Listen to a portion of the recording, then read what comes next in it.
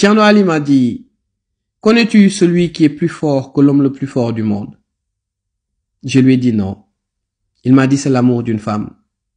Il m'a dit que le jour où cet homme tombera amoureux, eh bien, tu verras en fait que toute sa force n'était rien face à l'amour qu'il porte à sa femme. Il m'a dit maintenant, connais-tu quelqu'un qui est plus fort que cette femme, qui est plus forte que cet homme qui est plus fort au monde? Il me dit, c'est un enfant. Il me dit, quand cette femme sera enceinte, tu commenceras à la voir fatiguée parce que la grossesse est une épreuve assez difficile. Et quand elle va accoucher, tu la verras encore beaucoup plus fatiguée parce que ce bébé peut être un véritable fardeau, surtout quand elle donne naissance à un bébé capricieux. Et il me dit, maintenant, connais-tu cette personne qui est beaucoup plus forte que cet enfant, qui est beaucoup plus fort que cette femme, qui est beaucoup plus forte que cet homme, qui est beaucoup plus fort au monde? Il me dit, c'est le sommeil.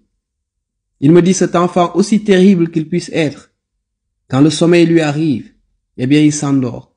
Qu'il soit debout ou assis, l'enfant s'endort toujours quand le sommeil arrive. Donc, le sommeil est beaucoup plus fort que cet enfant. Et il me dit alors, qui peut être beaucoup plus fort que ce sommeil maintenant? Je lui dis, je ne sais pas, Tierno. Il m'a dit un problème non résolu. Il m'a dit, Oldie, quand tu as un problème qui n'est pas résolu, crois-moi, quel que soit ton degré de sommeil, tu ne t'endormiras pas. Ou si tu essaies de dormir, eh bien, le sommeil ne viendra pas. Donc, un problème non résolu, un souci, est beaucoup plus fort qu'un sommeil. Il me dit alors, qui, selon toi, est beaucoup plus fort que ce souci qui n'est pas encore résolu? Je lui dis, je ne sais pas, Tierno.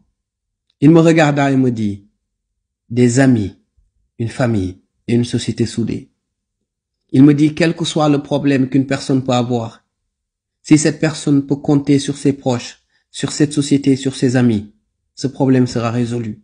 Il me regarda et me dit, si je t'ai raconté cette histoire, c'est juste pour te dire que le mal de notre société, c'est notre division. Que le mal de cette société, c'est notre manque de solidarité. Que le mal de notre société, c'est ce manque d'empathie que nous avons l'un envers l'autre. Mais si les gens étaient conscients qu'une fois soudés, tous les problèmes seraient résolus, aujourd'hui, il n'y aurait pas tant de division.